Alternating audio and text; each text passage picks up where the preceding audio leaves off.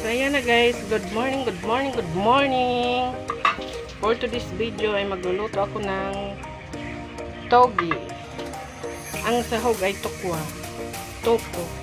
So iprito ko muna yung toko or tokwa.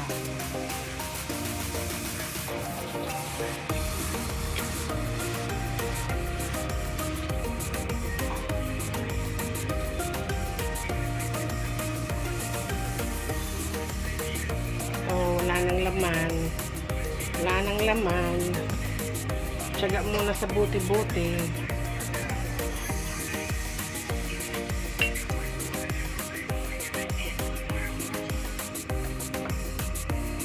Ayan, mainit na yung mantika. Magprito na tayo ng tukwa.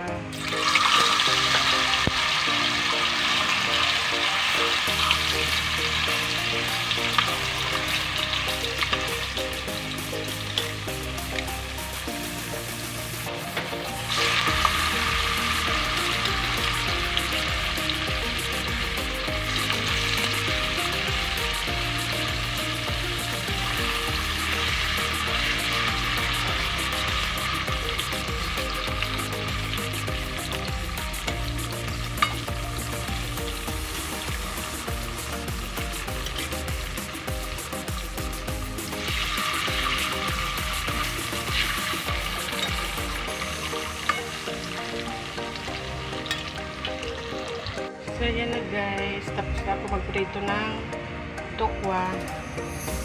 Magisa na tayo. Ang gagamitin kong mantika ay yung pinagprituhan ko ng tokwa. Sayang din kasi. So, malinis pa naman.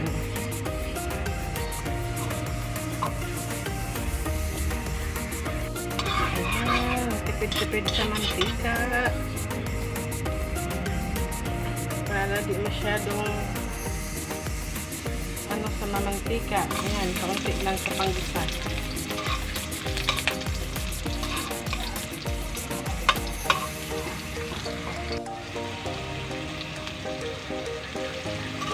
Andyan na yung nagisa ko na yung bawang sibuyas, small cubed chicken.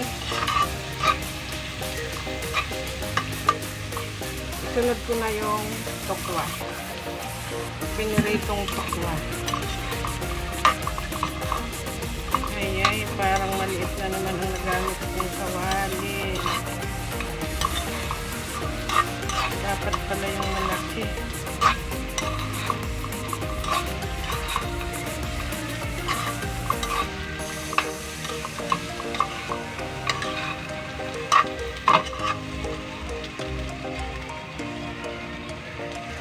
Lagay ko na yung sili.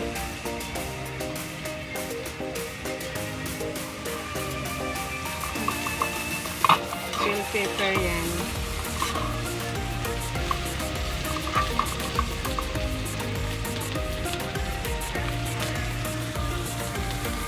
Tapos, lagyan ko ng oysters.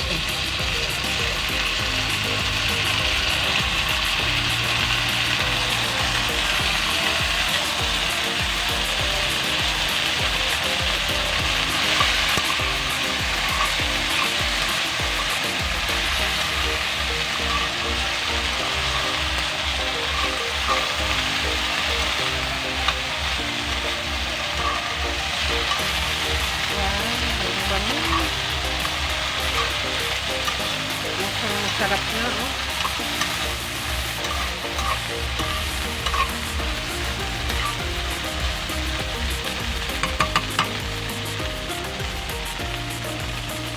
Ilagay ko na yung togi.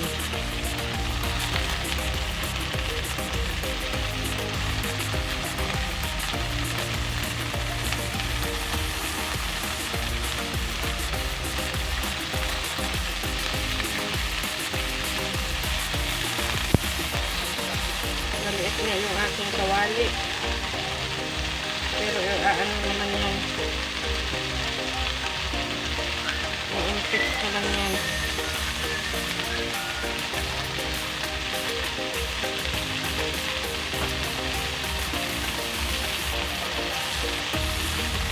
mamaya ko na yan haluin.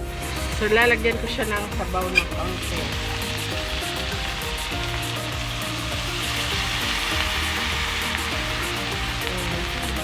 Tapos, takpan ko ulit para umimpis na siya. Mahirap maghalo.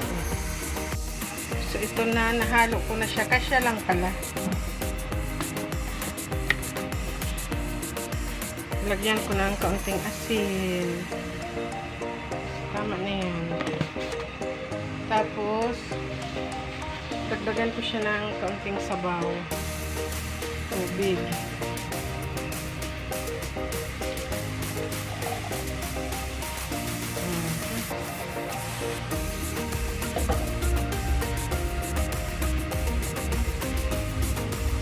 Tapos, haluin ko ulit.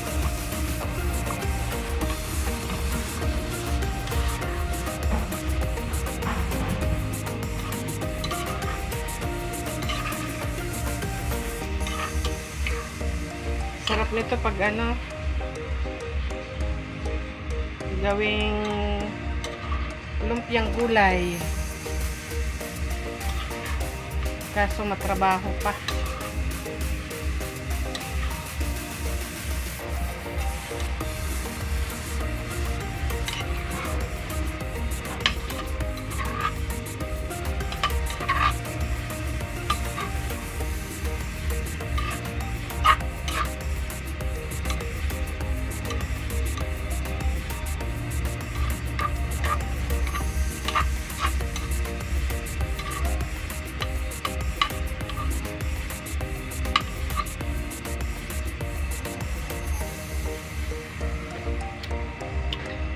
Okay na. Masarap din.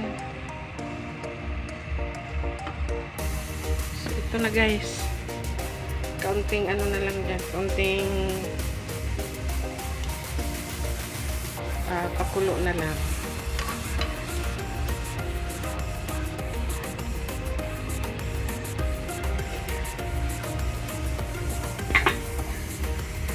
Ayan na guys. Luto na.